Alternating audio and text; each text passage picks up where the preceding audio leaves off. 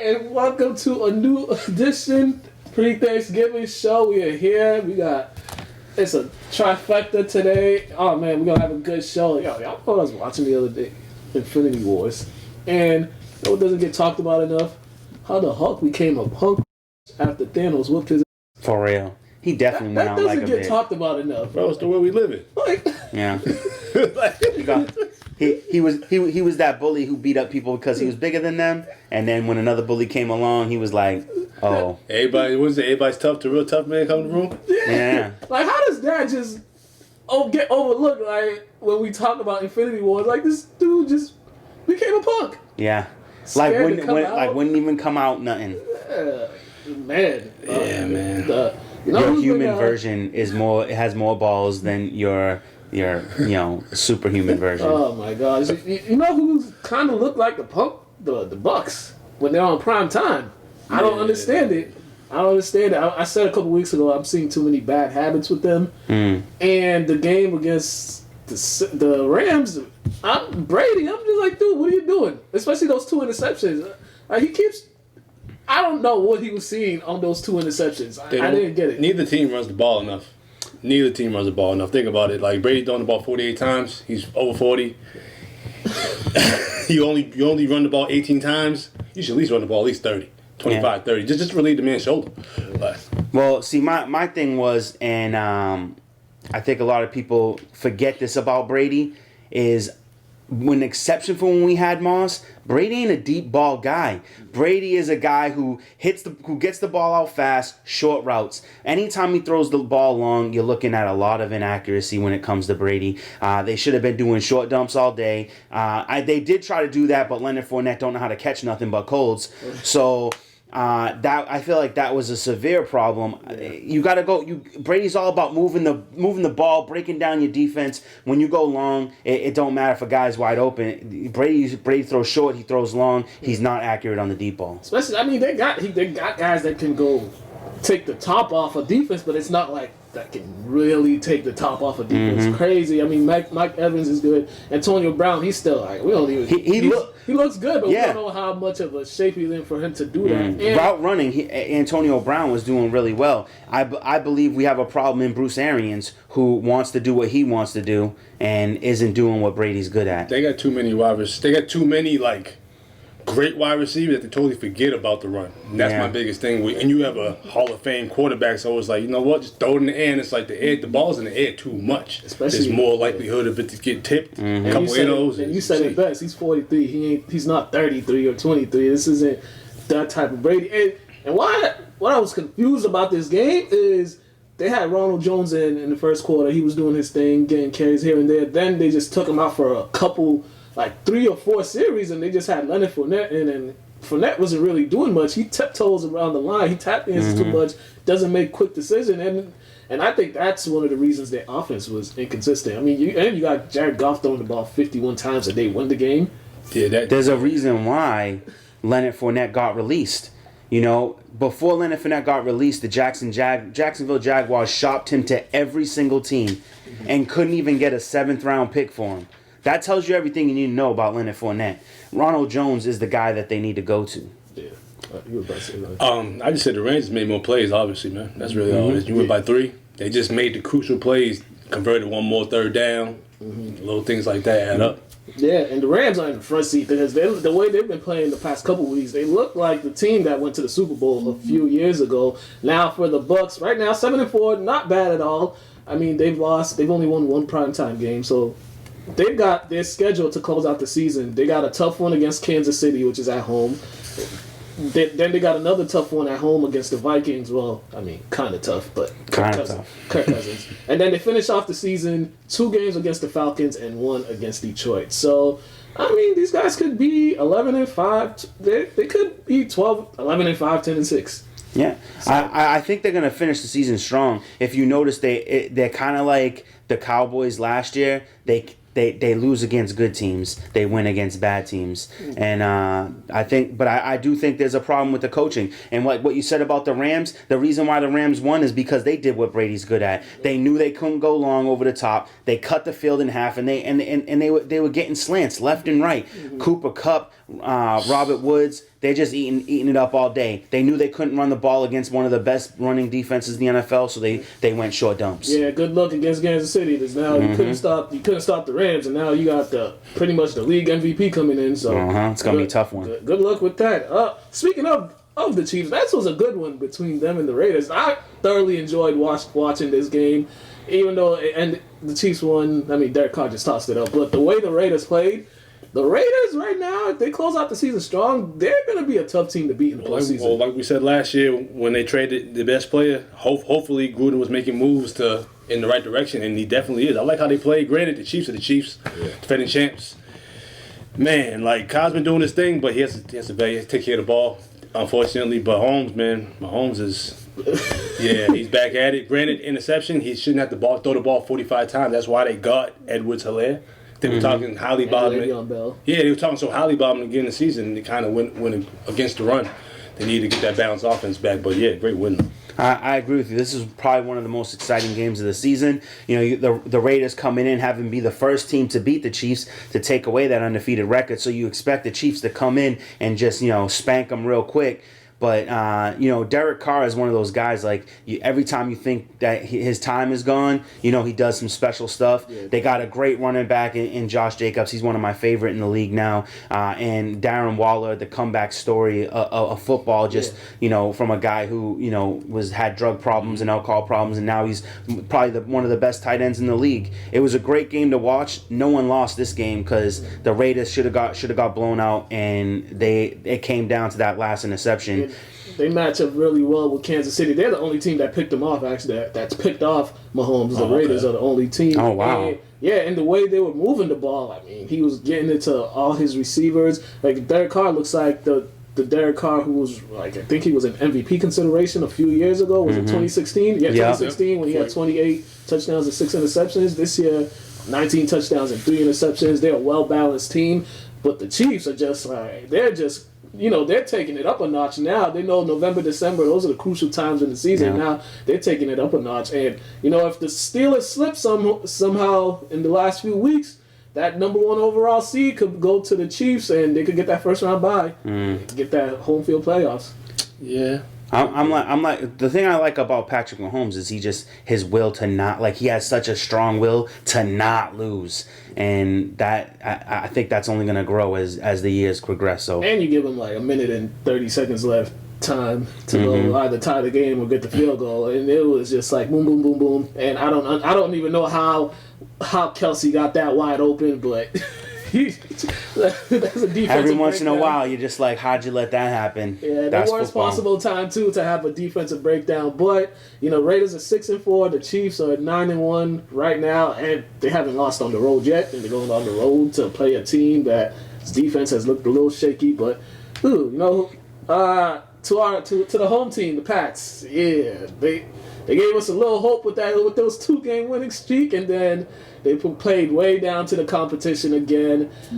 We need to talk about Josh McDaniels because I don't know. This guy and his play calling it's really been atrocious. I don't think he knows how to handle a player like Cam Newton just because he's been so accustomed to dealing with guys that can't run out the pocket. And granted, I'm happy Cam was able to throw the ball 40 times without throwing an interception, but that's too many passes for Cam to be throwing. Way too much for Cam, and we got to get Harris back. Especially back in the swing when of the things. Team you're playing is not good at stopping the run. Yeah, especially when you're getting 3.6 per carry, but it could have been more if you would have got more running plays.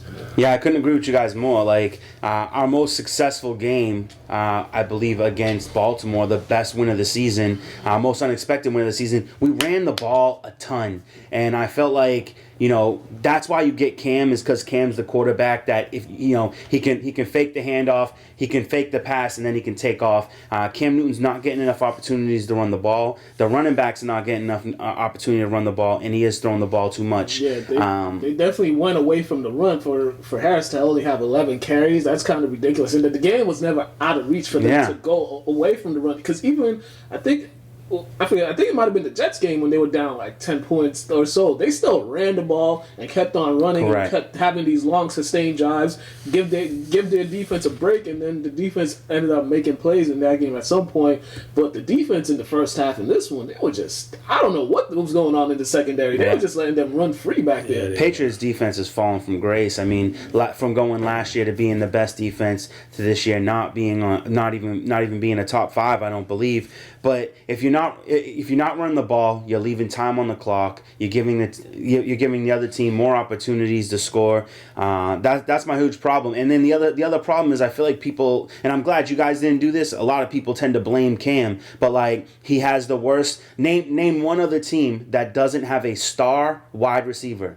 Oh yeah, we already know. We already talked about. He doesn't have a single star to throw the ball to, and we're expecting, because his name is Cam Newton, to have that MVP season. The man's coming off back-to-back season injuries and don't have a star to throw the ball to. I think he's doing a great job, but we need to run the ball more. I think the Pats are a year away because we're losing close games. Yeah. Next year we should be able to get over that hump if they keep Cam. My thing is though with the Pats, they have to just learn how to adjust completely with their offensive play calls, because you've been accustomed to have Brady for so long. Mm-hmm. They try to lean back to the past, and it's like, no, you have a totally different quarterback at that position. You have to change it up completely. Yeah, because the way I mean, Houston's defense, they were just bringing all-out pressure. When they realized the Patriots' offensive line couldn't block them, they were just bringing all-out pressure. J.J. Watt. Yeah, he had like 4 back downs in this game. The receivers couldn't get open quick enough. Well, getting open was already a problem, but when a team brings an all-out blitz, you have to get open quick, and they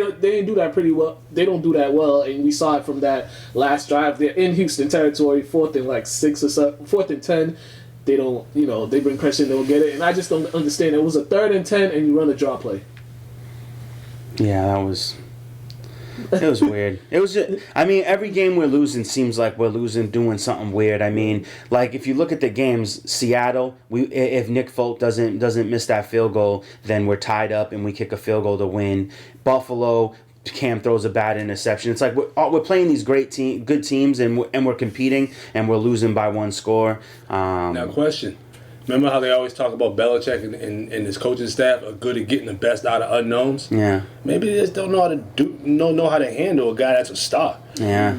To be honest, because that's what the Pats are known for, creating stars, not just already having them. Yeah, well, don't get much easier from here. They got the Cardinals coming in. Kyler Murray's a little hurt. His throwing shoulder is, he hurt it against Seattle. So, they could get a win here. Maybe if they could somehow. It's a weaker defense, so we might be a little bit more successful in the scoring. But Kyler Murray, even hurt, I think Kyler Murray is still going to be a gunslinger. Yeah, his legs still work. And his legs still work. Yo, I feel like nobody embarrasses defenders like Kyler Murray. Yeah. When he's running by dudes, it looks like they look like deer in headlights. Like I don't know how to grab them. And he's so little. Yeah. How tall is he? He's like 5'11". No, 5'10". No, he's 5'10". But he looks like he has like midget legs. Yeah. Like it's just he looks like a squirrel. Just like run into the tree, and like if he gets to the bottom of the tree, you're done. And like he's always getting to the bottom of the tree. It's like, oh man, he looks like super little though. He's super little, like and he's fast. I mean, he's running by like 6'6" defensive and offensive linemen. It's like, and you're like, that's a problem, man. When you're that little, it's ridiculous. Man. All right, so a team, the Falcons should be ashamed of themselves that they let Taysom Hill beat them. But granted, the Saints defense had 8 sacks, but the Falcons should be ashamed of themselves. I seen that on the breakdown. That's all. I'm not really gonna get into it, but I just want to talk about that. That's just embarrassing for the Falcons to let Taysom Hill, dude. He hasn't played quarterback since college. Yeah, and he's a gadget guy. Yeah, he's absolutely a gadget guy. I to be honest with you though, I'm glad he played Atlanta because, like, you got to see, like, some Taysom Hill. Like, you really got to see Taysom Hill go off. So it was kind of exciting and fun to watch. And, like, the defense was really on. But Atlanta, they are the trashiest team. Like, the Jets don't have a win, and they're actually better than Atlanta. I hope the Jets and Atlanta played each other this year, and because I honestly believe Atlanta will lose. The Jets have been like really super competitive all season long, and the Atlanta Falcons just can't win games. Atlanta's like a meme, man. Yeah. Like, completely for the 2000s, like. They haven't life hasn't been right for them ever since the Dirty Bird, man. Yeah, man. Oh, ever since Eugene Robinson tried to solicit a prostitute the night of the Super Bowl. Oh, hey, I forgot about that. Man, I can't forget about that. How you solicit? But even the Super Bowl, they better not even making it. You know what I mean? Like, you get arrested the night before the Super Bowl because you want to. Wow. Oh, Miami. All right, that's the only reason we talk about this. Yeah. We're not really getting too much into this one. A sleeper team that I've been saying for a couple weeks now, this Indianapolis Colts, they are number one defense. Phillip Rivers isn't playing too bad. They got a nice running back in Jonathan Taylor. Yep. Marlon Mack got hurt. And then the other guy, Hines, is that his name? Hines, yeah. Hines, yeah. They got a good set of running backs. This team is, they're built like a playoff Super Bowl team. Yeah, I'll be honest. I don't watch much of the Colts. I watch them a little more. I'm not the biggest Rivers guy. But you ain't win any games. You have 4 turnovers and 3 fumbles, like 1 interception. Like, you don't win anything. Yeah. It's very hard to win. But I was surprised they were even this close. Like the first 2 possessions for each team resulted in a turnover. Green Bay fumbles, then Indy fumbles right away. Yeah, it was. But Green Bay to put up 28. What they put up 28 points in the first half. I don't even know. I know the point score was like 31-34 or something like that. Yeah. So it was, to me, like, Colts have the best defense in the league this year. Number one overall defense.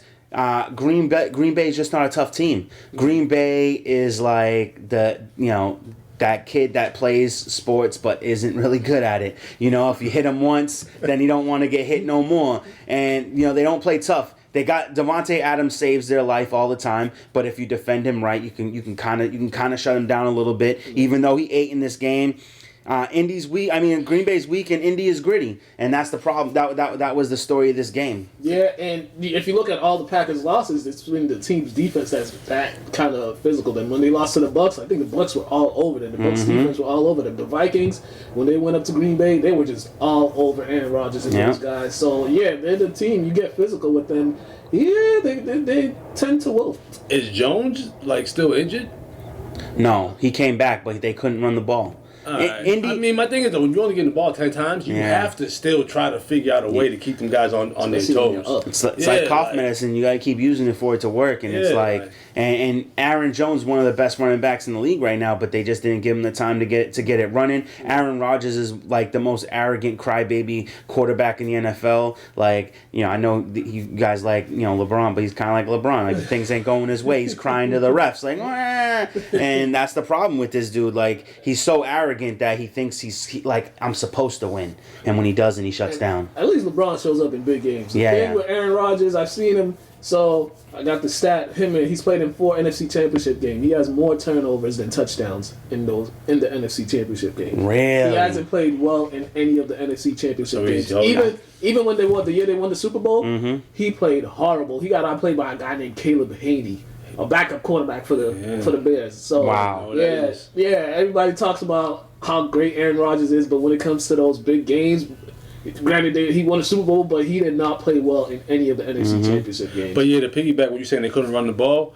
Indianapolis had basically the same yards per carry for them, and they had 140 compared to 66. When they ran the ball 37 times compared to 18. And they stuck to their game plan. So it's like... Exactly. Yeah, you're right. They stuck to their game plan. They were down 28-14, but they just stuck to their game plan. They got turnovers, and, just stick to what you do, especially when you got a 39-year-old quarterback. Slow and steady wins the race. And I was a Phillip Rivers fan. I thought it was going to be great of him going to Indy. I've been really disappointed in what I've seen from him, but their defense has been saving them all season long, and then Phillip Rivers has come in clutch a few times. So yeah, and I kind of think if they had Jacoby Brissett, they might be like 91, 92 right now. But also their head coach Frank Reich, he should be in contended for Coach of the Year. Ever since he's left Philly. You know how everything's going on in Philly. Ever since he left Philly. It's exactly what happened to Atlanta when Kavanaugh left.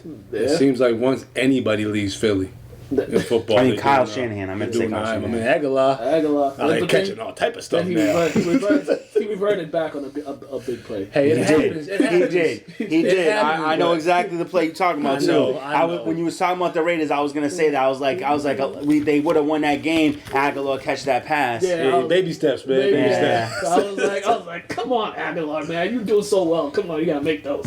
Yeah. All right. We just Steelers. They're still undefeated. Granted, they played the Jaguars. They're not really an NFL team. Man They're threw tanking 4 for Trevor. toes. They're tanking for Trevor. Yeah. The man threw the ball to anybody on defense. Any and everybody. Like. The Steelers are just lucky, man. This is more so about the Steelers, how well they've played all season. Granted, they should have. They're nasty. They're good. I don't want to They're admit good. that. No, we're not even Steelers fans at all, but Yeah. they're good. They are They're good. good. Especially defensively, they cause turnovers. They're very physical. They're like going back to that old Steelers style football that they used to play. It must feel good to be Big Ben right now, to be able to be like, see what happens when I'm not here.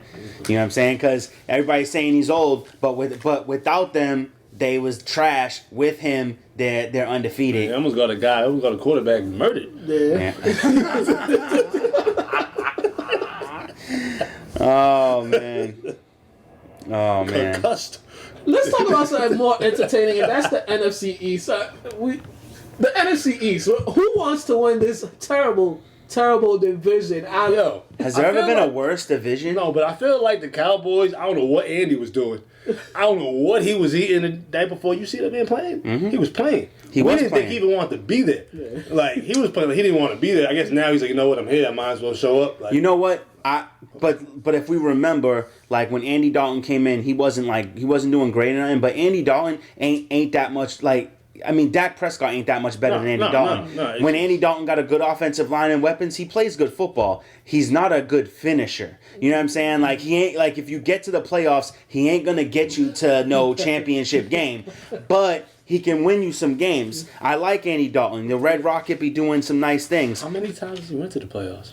Twice. 2 or 3 times. I think a while ago. because I know he got Cincinnati to their first playoff and led them to their first playoff loss, which was the same exact game. Okay. And then he did the same thing like 1 or 2 years after that. He gets you to the playoffs and then he loses the big games. Yeah. So it's not really that much to think about. But I think the Giants take it. They got more weapons and a better quarterback. And they've actually, out of all the teams there, they've actually played the most consistent the past couple weeks. They almost beat Tampa. Their defense has actually stepped up. Mm-hmm. Their offense hasn't been too bad. Now with the Cowboys, they played a good defense in the Vikings. It's fine, and Kirk Cousins too. So you kind of have that aspect. The Vikings asked Kirk Cousins to go win them a game, and we know how that goes. But Philadelphia, they're about to burn the city down if Carson Wentz throws another pass, because they're already calling for Jalen Hurts. Did you see that interception? That pick six he threw on a simple screen pass? It was It was just like first score of the game game to the defender.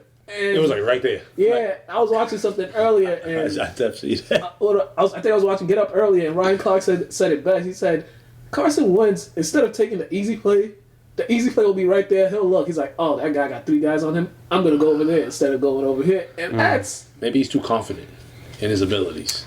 I think it's that situation, like when like you're really nervous and you're driving your car, you're about to hit something, and instead of hitting the brake, you hit the gas and you just hit it. Or you see those videos of people riding the motorcycle and all they have to do is hit the brake and they ride the gas even harder and they wheel off. Yeah, we don't know what that's like. Yeah.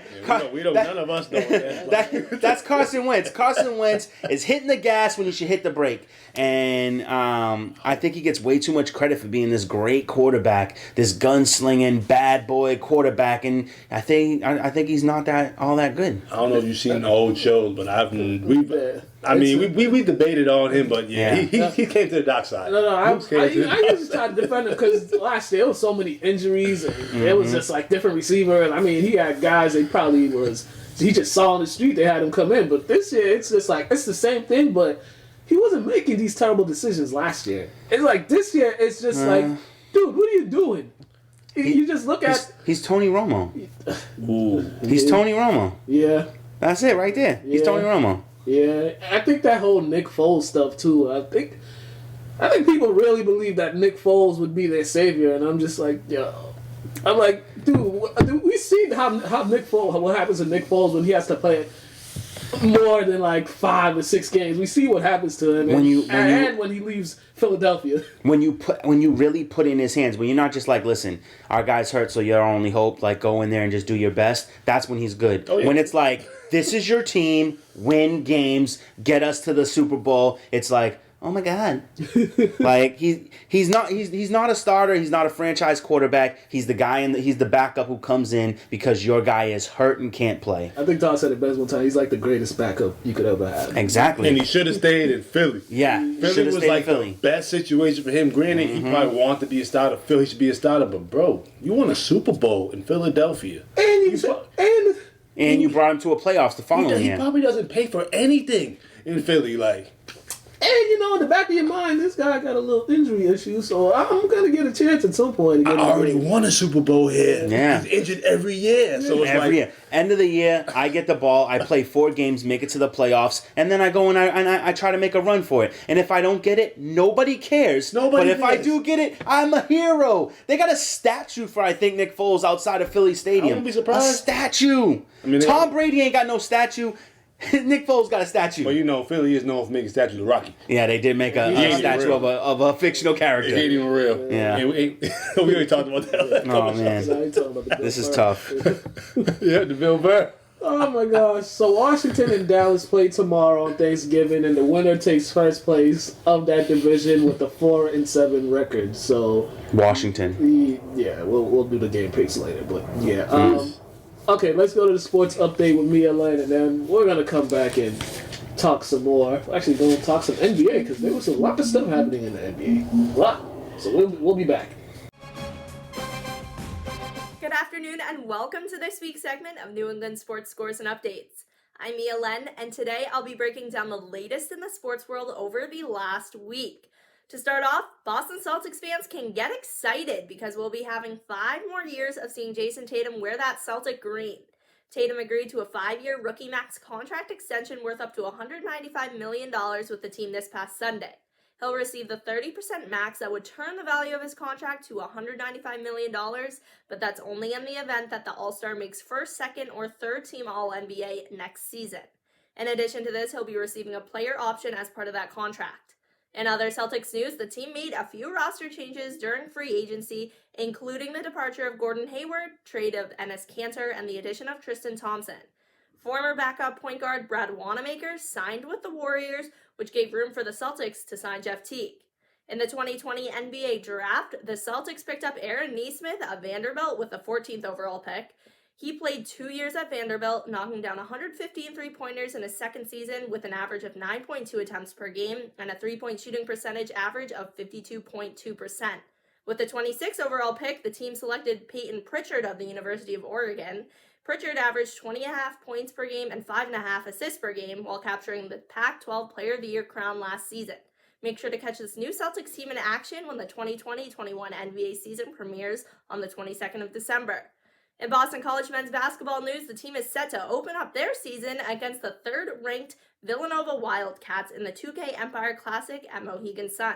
The Eagles were ranked 14th in the ACC preseason poll after finishing 11th in the conference last year. They formed a schedule that won't require much travel for the beginning of the season, as they will be playing in a bubble of their own. This bubble will be held at Mohegan Sun, where the team won't be able to go anywhere except their room and the court, essentially. With the lack of much travel, the team now has a tough schedule ahead of them opponent-wise, as they'll take on either number 18 Arizona or the University of Rhode Island after their matchup against Villanova. Following these bubble games, the Eagles will hit the road to take on Minnesota on December 8th, and after that, they're set to play in one more non-conference game against California before they start ACC play, of course assuming they are allowed to play at that point in time. In other BC news, the Eagles football team is preparing to take on the Cardinals of Louisville this weekend after having their first bye week of the season. The team will be hungry for a win after falling to the number 2 Fighting Irish of Notre Dame 2 weeks ago. The Cardinals have a record of 3-6, having just defeated the Orange of Syracuse in a dominating performance, holding the Orange scoreless for the full 60 minutes. When the two teams faced off last season, Louisville took the win in a final score of 41-39. Louisville has historically won 7 of the 12 matchups between the Eagles and Cardinals. But as for the Eagles, they are holding on to their record of 5-4 and looking to add another win to their record as they finish these last 2 games of this unusual season. Currently, Louisville holds the 4th worst record in 12th place in the ACC, while BC is ranked 6th in the conference. Make sure to catch the Eagles in action this weekend. Kickoff is at 4 p.m. That's all I have for today. Thanks for tuning in, and I'll catch you next week for another segment of New England Sports Scores and Updates. Now back to After the Whistle. All right, and we are back, and we are, thank you, Mia, for that. We're back. We're going to talk NBA draft, and free agency. We're just going to recap the NBA draft. Anthony Edwards went number 1, of course. Then James Wiseman, smart pick for the Warriors, but it's kind of sucks that the day of the draft you find out that your shooting guard is done for the season. Man, I was watching it with Mac, and when they said low leg injury, I said it can't be his Achilles because they would have just said that right away. Oh, yeah. And the next day I found it was freaking Achilles. Yeah. From the reports, because he was playing pickup with, they all get together in the summer and play, I think, at UCLA or something like that. They were playing pickup, and they just said, like... How did Golden State fall so far from grace? Injuries. Like, yeah, man. It's only one bad year. Yeah, Injuries. I know, but they fell so far down that they got a number 2 pick. Yeah, they're 2 best players. Yeah. They're 2 Hall of Fame players. Because look at you, KD leaves. Yeah. 3rd game of the season, your best player hurts his hand. Oh, man. Yeah. And then you got to deal with all that, and now they're going to look like they're going to be an interesting team. I like James Wiseman. It would have been better if Clay was there, because Wiseman, with those 2 guys, his athleticism, it would have been great. And then LaMelo Ball, the most touted player in this draft, or the most popular player in this draft, he goes to Charlotte. He's going to play for Jordan. Everybody just wants... Is it only funny to me that the middle brother is the only one that didn't get drafted into the NBA? I mean, like, nobody told Sticky Fingers to go to China. You know what I'm saying? Start doing extra. But he did exactly what his brother did. He went overseas and he played in whatever his dad's league or whatever, and now he's just playing in like some like G League. G League, yeah. It's just, but once again, like he was national. It was like world news, bro. Yeah. Like you was over there stealing sunglasses. You play for one. You play for Herald, UCLA. And you're rich. Like, you're rich. Why are you stealing? Yeah. And it's one of them things, you know how people are, man. Like, they might not want all 3 balls in the league because they got to deal with LeVar at a higher level. That'll be if all 3 of them are in the league, that'll be the best thing, kind of worst thing. But it'll be the best for them because they'll get the league will get so much publicity just because LeVar is gonna say something crazy most of the time. Granted, some of the stuff most of the time he's right. Most of the stuff he says, it's just how he says the delivery, the message. But he's kind of like Trump in that way. But see, I don't like when they say that. Like when you're right, be right the right way. Because who are you to tell me how to be right? Yeah. Just because me being right makes you feel uncomfortable, stop being wrong. We'll have no problems. Yeah. It's gonna be black. Huh? It's gonna be black. You know what? I mean, that's an obvious. I would say that, but I also would say that, like, when it comes to the dad, it's like he's using his sons to get back into the light. You know what I'm saying? Like, it's supposed to be his kid's moment, but he's jumping. I feel like he's jumping in front of What him. have we heard from him? In a while. But he knew what he was doing. He made it. He seemed like he made it about them, but he just reminded you guys that he got 3 kids that are out there. Yeah. And he spoke so much that when he stepped back, you still remember them kids out there. Yeah, you still remember that. So it's he's very like, smart. He threw him. Honestly, he sacrificed himself for his kids. You could say because he was taking all the brunt and everything, but in all reality, it's a dad who loves his kids. Yeah. And wants them to succeed. He wants to get him the most dollar amount that he possibly can with the ugliest shoes in the world. I think another guy that got drafted, he coached him. He was on. There was another player from UCLA that said a big man got drafted too. Okay. They were all on the same team. I think like four guys from that Chino Hills team when Lonzo was a senior. I think they got drafted. Wow. And I think LeVar trained all of them too. And what I was gonna say is too, for parents that get mad at LeVar for being so much about his kids, why don't you get him more involved with your own kids? Why don't you propel them to be great? And 2 first-round pick kids, man. That says a lot. Top 3. Yeah. That's crazy. And the Celtics, they added a shooter, guy from not Louisville. What's that school? Villanova. That was Vanderbilt. Vanderbilt. Uh-oh. Yeah, I'm all. Uh-oh. Yeah, it's all good. My bad. Yeah. Naismith. So another guy. He's a small forward. He's supposed to be a lethal shooter. I think he knocked out 100 threes last season in college. He'll help the team. I mean, the addition of Tristan Thompson and Jeff Teague, whatever. But You don't like Teague? I think he's 32 now. But how many guards can you have on one I team? mean, I'll take Teague. He's a solid backup compared to who else we got. Watermaker. Well, he's and gone. Pitcher. Oh, they got rid of Watermaker? Yeah, Wanamaker's gone. He signed with Golden State. But the thing about this draft that really got to me was the 3 Duke guys didn't go in the first round. Cassius Stanley, and Trey Jones. I thought at least one of them would go in the first round. But it was also like the first time Duke, Kentucky, or North Carolina, and Kansas didn't have a player picked in the lottery. I'll be honest, man. All these kids aren't as good as they might think they are sometimes, man. That's all. They got to work on some more things. And it's just like what players need. And they didn't. I mean, Carey was all right for Duke. You know what I mean? Stanley got injured, but he's solid. But, like, I think he has the most upside. And Jones is good, but he'll get a look. Just his brother's in the league. When you get a sibling in the league or your dad playing in the league, they'll give you that benefit of doubt if you could play at that level. I heard, like, I don't follow basketball as much as you guys. Really don't follow it that much at all. But I heard what I've been hearing a lot is like this draft was more of a developmental draft. Yeah. Like a lot of these guys, they might not ever even be stars, but they're gonna take some time to develop most of the people from this draft. There wasn't any, because I don't know, but from what I understand, besides the Ball brother, there weren't any real like stars in the draft. No, that's what everybody was saying. It wasn't really a player that stands out that you're gonna be like, oh, except LaMelo, he's the only one. Or Edwards. So him and the first 3 pretty much. The three, but everybody else. Everybody's like LaMelo going to Charlotte. That's gonna be interesting. They got a nice group of young players too. Because Graham, he put in work last year. He could have been most improved player. And I like the 2 guys, Washington and Bridges. Like with LaMelo, he likes passing the ball, so they'll be an entertaining team to watch. Yeah, man. It's got to just make sure, see what Jordan does in the front office with, signing free agents and stuff. Well, speaking of that, they signed Gordon Hayward. Gordon Hayward's the biggest finesser in history right now. I'll be honest, I thought he was going to get signed by Golden State. The Knicks were looking at him, but hey, he got another $100 million deal. Can't be mad at him. But the team that did the most were the Hawks and the Lakers. The Lakers regrouped, and they might win it again with the signings that they have. And the Hawks getting shooters. So they got more shooters. They signed Rondo, Chris Dunn, Bogdanovich, Gallinari. That's some tough moves. It shows that they're trying to make the playoffs. They're trying to make the playoffs after, Trae Young was entertaining, but now they got to get wins. So they brought in veterans and guys that'll help them win. And the Lakers, with the guys they picked up, I'm like, oh, well, look like they might be back in it. Yeah, I heard their bench could be starters. Oh, the Heat. The Heat, one second. The Heat picked up Avery Bradley. They picked up some guys. Yeah, I know. They picked up Avery Bradley. I'm a Heat fan. I do follow the Celtics, so the one thing I am excited about is finally getting rid of Gordon Hayward. I'm not a Gordon Hayward fan on the Celtics. I think that he impedes the abilities of Brown and Tatum.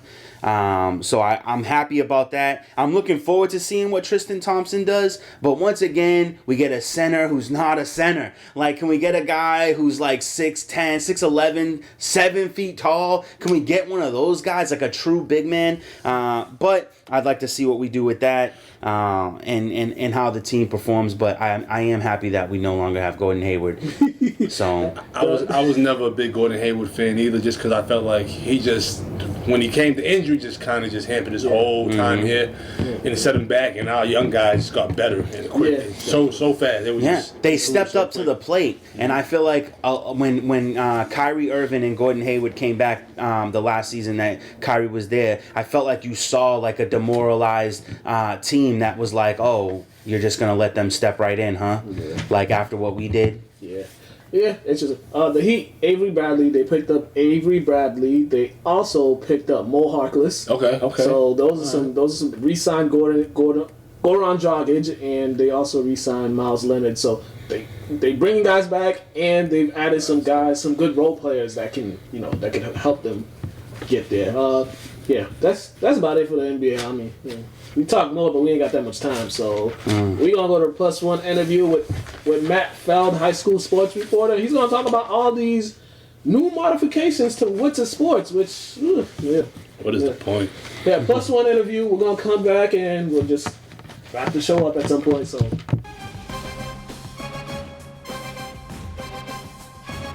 hello and welcome to another edition of the Plus One interview. And today we've got a returning guest. My man Matt Feld from the Boston Herald is here. And we got a lot to talk about regarding high school sports. He's been busy keeping up with the MIA meetings, COVID-19 task force meetings, and so much going on, Matt. Just first off, they had the meetings last week. Just tell me the overall, just all about that meeting last week. Yes, the MI Board of Directors met on Friday and kind of affirmed most of the COVID-19 task force's recommendations as it came to winter sports, which is that first off, wrestling, which was deemed too high risk to play during the winter, will be moved to the spring season, which is actually pretty huge. It's pretty unusual ever for the MIA to move sports from one designated season to another, which is what's happening with wrestling. And then all of the sport modifications that were made for winter sports, basketball, ice hockey, boys and girls both, gymnastics, swimming and diving, alpine and Nordic skiing, those modifications were approved by the board of directors. And so as a result, they can get set to have their winter seasons, barring, of course, that their schools are respectively staying open. And they set a start date for winter sports of December 14th. So it's a 2-week delay from what we're usually accustomed to. 2 weeks from Thanksgiving break. And so the season for schools can begin if they elect to choose to do so on Monday, the 14th. Because normally next week we'd be seeing these winter sports beginning as far as like preseason games or little trials, and then the week after they get into the fold of things. And you talked about some modifications. I'll let you get into some of those details with some of the others regarding some of the other sports. But in basketball, in reading the article you put out, there's a lot of modifications. It's a whole different sport. I'll just read just a few from your article that you posted last weekend.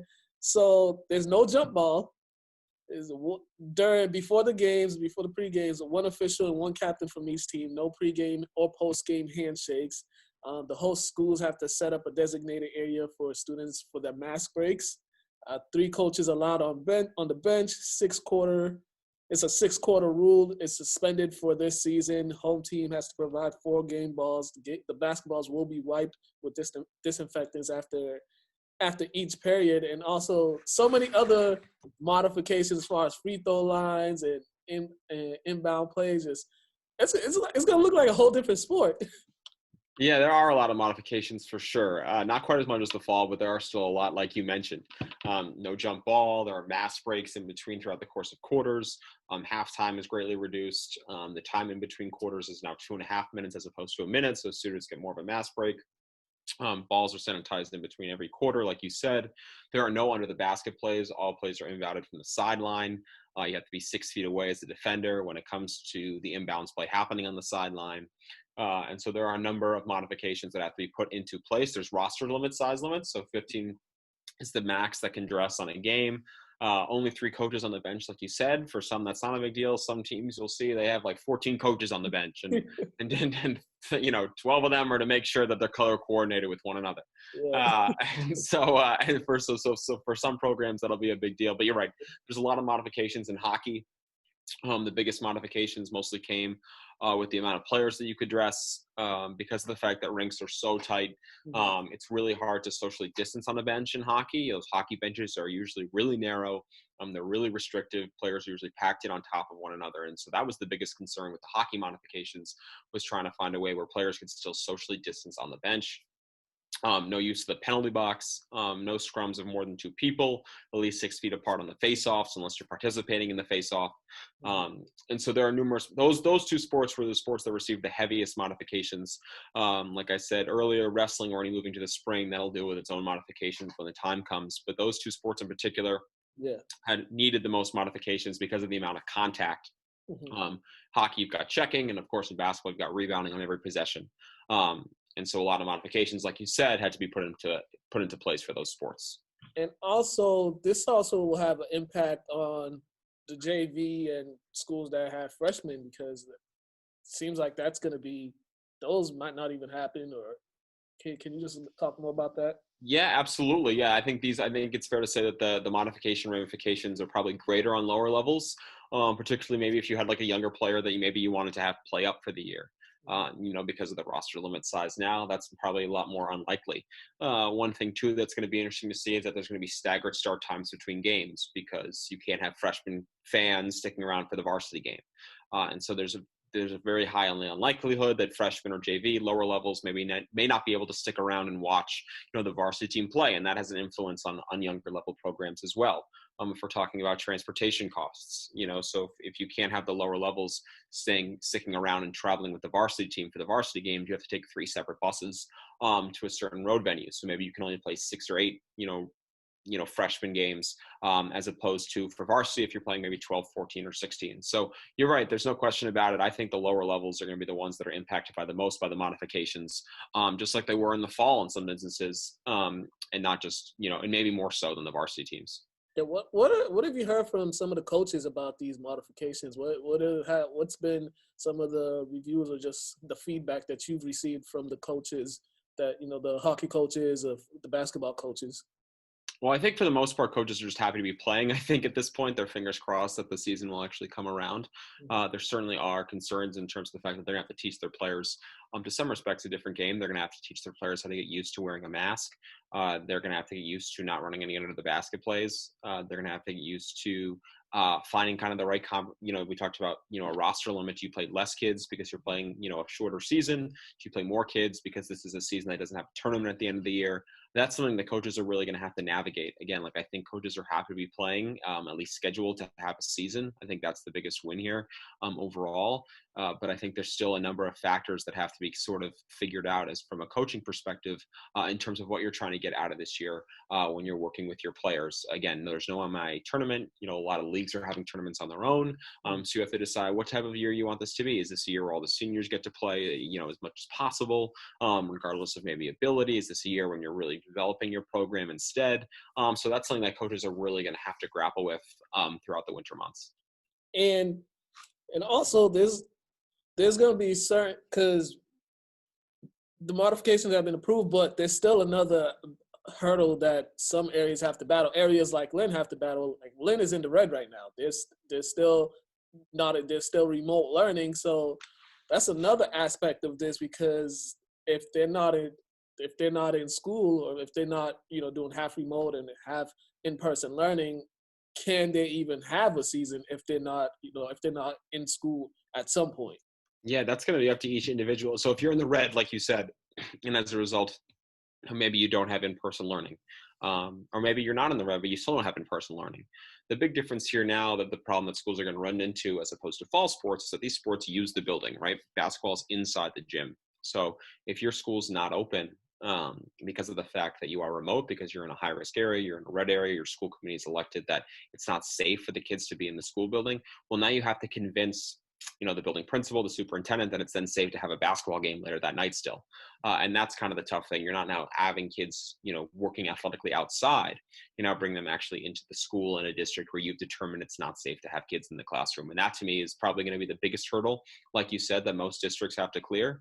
Like in Lynn, if you're in the red there, you have to find a way to either get kids back in the classroom to some extent, or convince your athletic director, your building principal, your superintendent, the district, the school committee, that even though we don't have kids in the classroom, it's still okay to bring 30, 40 kids in there, either after school for practice or for a game, in order to allow basketball, in this case, to take place.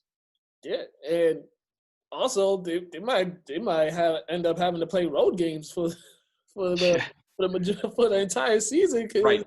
You can't do nothing if the school's not open, the administration's not going to open it. So the only thing to do is get road games, but the scheduling aspect too, that's going to be something also that's going to hinder some teams.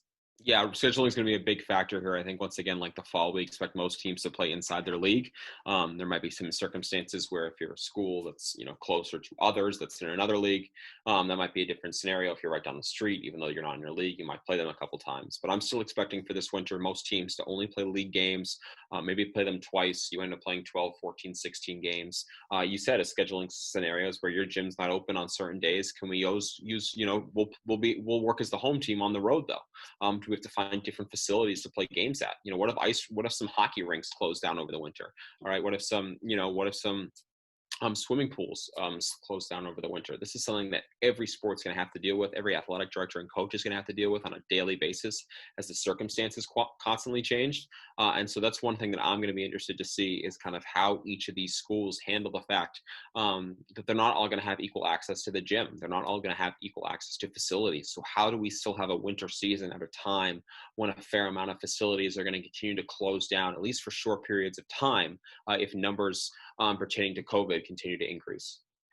And you've been covering the teams that were able, the schools that were able to have fall sports. Can you just overall, how did you think those schools handled everything in as far as keeping students safe and putting together a season? I thought for the most part they did a great job. And most players and coaches I talked to throughout the course of the fall, once the season actually got started and they saw either other states that weren't playing or districts that had to get shut down or districts that elected not to play sports at all, they were really grateful just to be able to be out there having a season, especially these leagues that put on postseason tournaments, the Hockomock League, the NEC, the CCL, the Patriot League. They put on a really solid display for their kids, putting in an entertaining league tournament format to finish off the season. And I think all the coaches and players that competed in those tournaments absolutely loved it.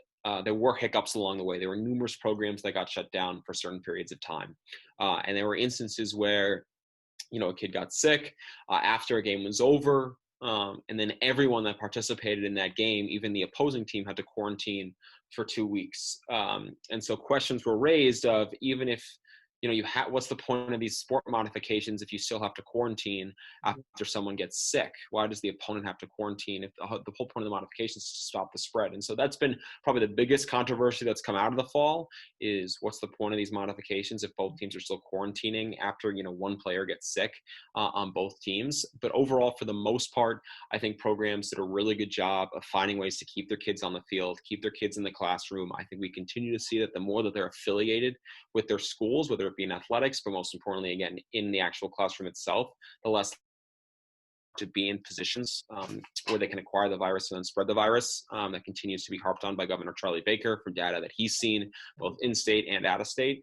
And so hopefully that's a positive step forward that even as cases rise in Massachusetts and throughout New England, we find a way to have a successful winter sports season, knowing how important it is for these kids to be with their fellow classmates and fellow teammates, and maybe away from, any basement activities that could lead to further spreads of COVID.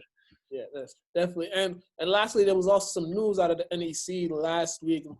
They approved 12-0 to let Lynn English and Lynn Classical move on to the Greater Boston League.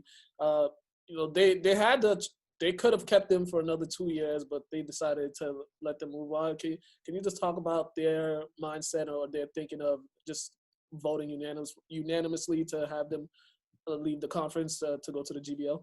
Yeah, pretty interesting news, kind of developments that have come about over the last couple of months. Like you said, they could have had them stay for another 2 years and then have them leave going into 2022, or 2023, I should say. I think this is probably not an overall huge surprise across the board in terms of the fact that they're moving into the GBL. Perhaps how quickly this sort of came together is a surprise. It certainly changes things when you look at the NEC, when you're looking at teams that are consistently at the top in some sports as opposed to others. Of course, Lynn English has become a power in basketball in the NEC, and so there'll certainly be ramifications for that down the road. The GBL is a league that shrank in recent years, especially once Everett left, or not Everett left, but once some teams started discussing mergers with the NEC and moving conferences around from the GBL to the NEC, and so certainly that became that those two conferences have really been at the forefront in terms of conference realignment over the last couple of years, and so there's certainly going to be ramifications. It's going to be interesting to see whether or not these help more of the programs within Lynn become competitive, particularly when you're looking at potential competition, schools similar in size. And so I think that's going to be the big thing is Lynn will probably be playing schools now that are a little more similar in size to them than they're seeing in the NEC.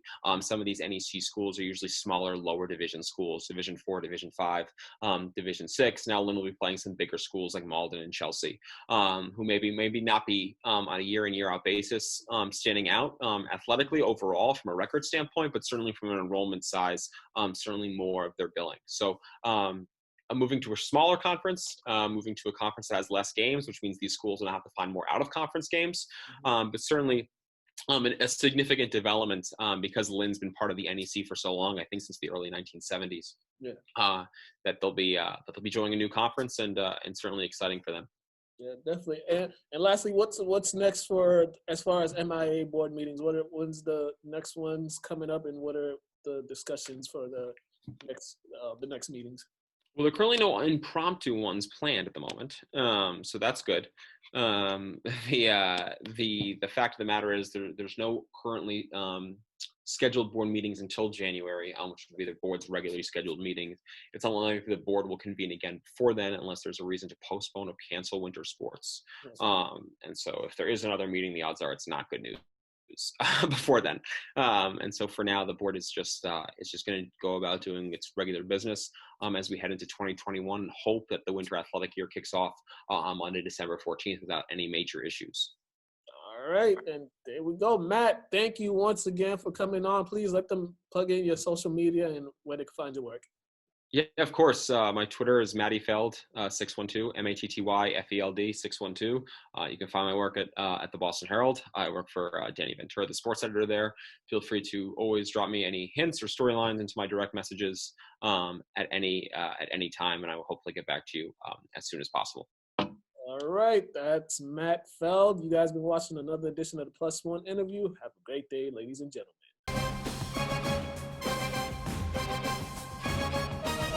We are back. Thank you, Matt, for that. Yeah, these modifications, man. Let me just read some of them to you. So there was only one. So during pregame, no pregame handshakes prior and following game. One official, one captain from each team meet at half court. Blah blah blah. No jump ball, social distance during national anthem, no high fives, handshake lines, and other physical contact with teammates. Host school has to set up a designated area for students to take mask breaks. Yes, there's gonna be mask breaks in basketball. Mask violation will result in the benching.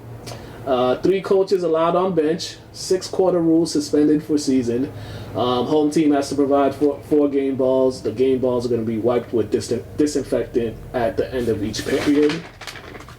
Yeah, that's just some of this. I'm a germaphobe. I think all basketball should be wiped down, disinfectant in every competition anyway, just because like practices and all that nonsense, just refrain from germs being spread. I don't understand the whole like designated mask area. So what you gonna do this? Like, I just don't get that, and like I don't think players need mask break because they come in pretty good shape. You practicing with a mask on, so what you need mask break for? If you go to English, you're gonna be in this shape. You go to English, you about to get one of them cool masks. You about to have a bunch of them, so you ain't gonna need no break. You know what I mean? Like I don't get it. Like this is unnecessary. What's the point? Yeah, but yeah. It's crazy. That's all you can say is that things are just crazy right now. People are cleaner too. You don't have to worry about some of this nonsense. You know, nasty people. All right. Let's go around the world of sports first. Joe Burrow's done for the season, tore ACL. That was a terrible hit. Cincinnati can't catch a break. Yeah, he might not play next season too. He shouldn't. That's the first time I seen a quarterback get injured, and I was actually like hurt. When Brady, I was like, you know me, I spoke very highly of the young man. This is rookie year. He's doing well. He was killing, and all breaking rookie records. Yeah, I know. Like he's. Oh man. Yeah, tough for him. Good. Well, he said he'll be back. So I think they said 12-month recovery. No point in bringing him in around week 11. Let him take out the season and get a plug and play guy and let him come in 2022. Definitely. Ravens Titans. There was a little altercation at midfield before the game because apparently the Ravens took exception. Well, John Harbaugh took exception to the Titans being on the middle of the field, warming up or stomping or whatever they were doing. But apparently some of the other Ravens didn't feel the need to go and get into this altercation as their head coach was arguing with players from the Titans. You know, if your head coach is arguing with the opposing teams, you can't just leave them out there. Left them hanging? Yeah. There was probably like two other players that. So they was stretching and doing whatever on the Falcon. I mean on the Raven. On the Raven. Yeah. And the players let that happen. Yeah. That's like T.O. stomping on the cow on the Dallas Star. Like there's certain things you don't do. Like I don't know what's up with the new generation. They love being disrespected. Like, Dolphins bench Tua. I don't know why, because he was playing bad. But I just don't get it. Just he's a rookie. Keep him out there. The Dolphins. Who are you to judge? The worst decision you can ever make is to bench. Like if you're gonna put in a rookie quarterback, you got to just run it. You know, you can't discourage him like that. It's too early in his career, you know, to bench him for having like one bad game. You let Fitzgerald throw mad interceptions. So it's Fitzpatrick. I mean, Fitzmagic. Yeah. Fitzmagic. All right, let's get into some college football. The college football playoff rankings was out. Alabama, Notre Dame, Clemson, Ohio State, top 14. But I mean, Ohio State's played like 3 or 4 games. Like they started the season late and they are in it. I don't even think they should be considered in the college football playoffs because they played 3 and 4 games and they've already had a game canceled. It should go to who played the most games, got the most wins, and that's just what it is. If you're in like the MSAC or whatever conference this year, hey, come on down to the playoff. Like it's be the first time you ever get out here. Right. But it shouldn't be based on your conference, who you're playing. If you got 2 or 3 wins, you get bumped up. That's ridiculous. Makes no sense. Nick Saban tested positive for COVID, so he'll end up being coaching the Saturday against Auburn, but he's tested positive. Wisconsin versus Minnesota has canceled their matchup this weekend because of COVID. This ends a 113-year streak that the schools have faced each other. So we should never been playing football in the first place during this pandemic. College basketball begins today, and it's already hasn't been a good way for things to begin. Baylor versus Seton Hall, that matchup's been canceled. COVID, people testing positive. Tennessee, they paused team activities, and they won't play in the Jimmy V Classic next week. Coach Rick Barnes tested positive for COVID. Northeastern University, they've paused winter sports until December 18th. COVID. Utah coach and multiple players test positive for COVID. Arizona State versus Baylor canceled. Oregon versus Eastern Washington canceled. Duke versus Gardner-Webb canceled. Tennessee versus Charlotte canceled. All these canceled games and postponed games are all due to COVID, and it's just... Is anybody actually playing? There's some games tonight. Oh, okay. I'm just like, hey. It's crazy. It's not like any game was canceled. My whole thing is, though, with that, though, it's like you got these kids on campus in school. If you're going to try to have a season, these kids got to be home doing remote classes. Or at least in at some sort of facility where they're separate from everybody else. Like the team and everybody is separate from the rest of the school. But that's like impossible.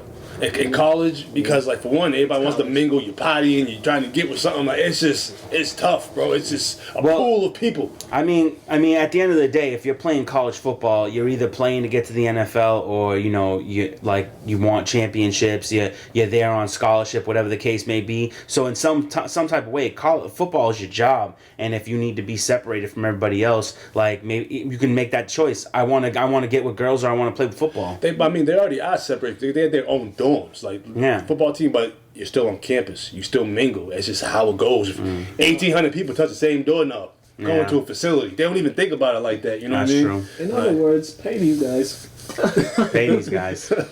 I do agree with that. Speaking of that, there's already some final scores from college basketball. Virginia, they beat Towson, however you pronounce that, 89-54. Illinois, they beat North Carolina A&T 122-60. Ohio State, they beat Illinois State 94-67. And Illinois, they're supposed to be a great team this year. They might win the national championship. They're ranked number 8. So, and currently Michigan is playing right now. They're up. Houston is playing and Iowa's playing, but we don't care about those schools. Is UConn playing tonight? They play Creighton, right? No, they're not playing. They canceled? I believe so. What's his name plays Zach's son. Oh, okay. For Creighton. So I wasn't sure. Yeah. Kind of almost like a homecoming for him. Yeah. So, oh man, that's unfortunate. Yeah, BC plays tonight though. They play Villanova. Villanova's ranked number 3. I mean, we already know we're gonna have BC. What's his name plays? What's his name? Ashton, whatever the point guard. He transferred from Providence. I think he's playing this year. Oh, word. Mackay Ashton, I think. Oh, for BC? Yeah. Okay. He's from out here. He's from Boston. Okay, nice. Well, I'll be at BC game. Well, hopefully I'll be doing BC games again this year. We'll see about that. What are we doing? Top 10, and we're going to pick our games, and then we're going to be up out of here.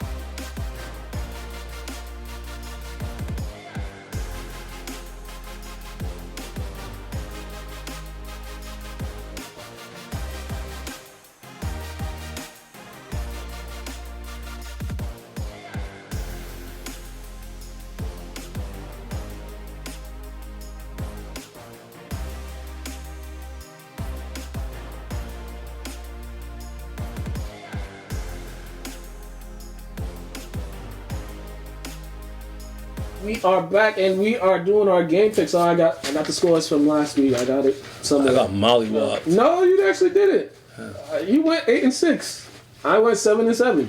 8-6. Yeah. What? Yeah. All right. Did I pick the I picked the what's it called to beat the Bucks, right? Yeah, you picked the Rams to beat the Bucks. Yeah, and I picked the Bucks to win that. I don't even know why I did that. All right. So we're gonna start Thanksgiving Thursday. Texans, Lions, first game of the day is at 12:30 p.m. I don't even know why we're watching it. This is on national TV, but Texans. I grew up watching the Lions lose like every Thanksgiving game, so I'm going with the Texans. Texans and Deshaun Watson, man.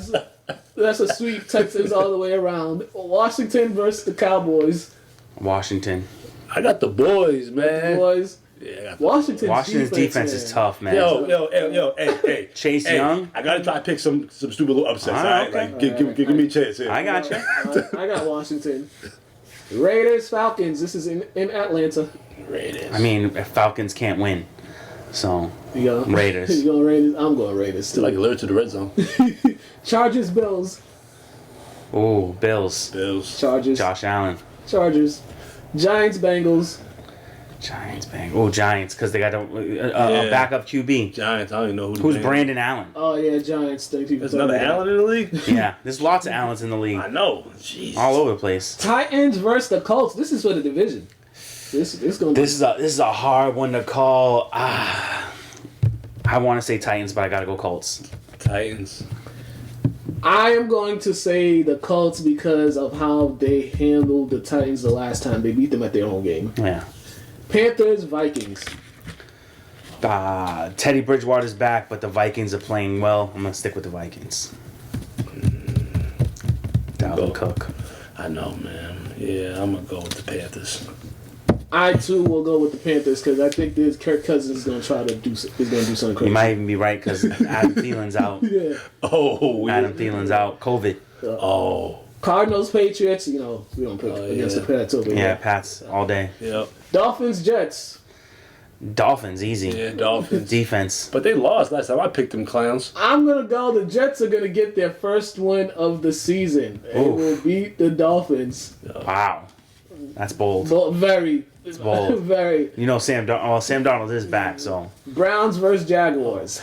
Browns. Oh, yeah, Easy. Browns. Browns are hot. Yeah, the Browns, they can't be They got rid of Odell Beckham, and all of a sudden it just became good. They can't be good teams, but they can be bad teams, even though they still can't score. Ravens, Steelers. Sunday afternoon. Ravens for the upset. I'm going with the Steelers, man. I'm going with the Ravens because they were handling the Steelers in the first matchup, but they decided to turn the ball over. Saints, Broncos. Saints. Defense. Broncos. Broncos. Wow. 49ers, Rams. 49ers suck. Yeah, Rams. 49ers, I must reiterate, they got $80 million worth of players on the sideline. sideline. So yeah, Chiefs and Bucks. Oh man, Chiefs, man. you know it's the Chiefs. Bruce Arians is a terrible coach. I'm going with the Chiefs too because the Bucks, they've just been too inconsistent for me. Yeah. Bears, Packers. Packers, man. It's hard for me to go. You know what? I'm gonna go with the Bears because the Bears play tough, and when you play tough against Green Bay, they Who's fold. their quarterback? Nick Foles. I thought he was hurt. Then Mitch Trubisky.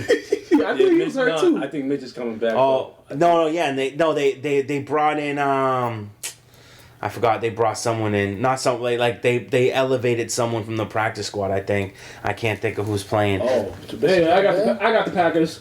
I got the Packers. And the last, oh my goodness, last game of the day, Monday Night Football. Seattle Seahawks traveling to Philadelphia. Oh yeah, the Seahawks, man. Seahawks to Philly. Yeah, Seahawks all day. Philly sucks. I got the Seahawks. I need DK Metcalf to have a big game because I got him on my fantasy team, and I need to win these last 2 games to get a good spot in the playoffs. And yo, that's that. That is it from us. You know, Gym Bag Entertainment. Let them know about the shows all day. We got Gym Bag Entertainment. We're bringing you Tale of the Tape. The End Zone has been on hiatus for a little while, so watch out for Tale of the Tape. We're bringing it to you every week. All right. Make sure you follow him, Mr. Ski Mask, Mr. Burton over here. Scared everybody convenience store people when I'm going there. There you go, Mukala K. Make sure to follow us. No Thanksgiving game. No Costco versus English Thanksgiving game this year. This is sad, but whatever. Really? Yeah, no Thanksgiving game, no football. So I guess you're going to have to go on the education TV and watch the old games or whatever. But They uploaded one. They uploaded JP's from 2002, I think. Okay. Yeah, it's up there on YouTube. Okay, yeah, go the Lynn Education channel, YouTube channel, and watch those old games. You know what we should do is we should get some Lynn alums and some English alums for some flag football Thanksgiving. Nah. LCTV website. Go to lyntv.org, Lynn Community Television, Facebook, and we are out of here. Have a good, happy Thanksgiving, everyone.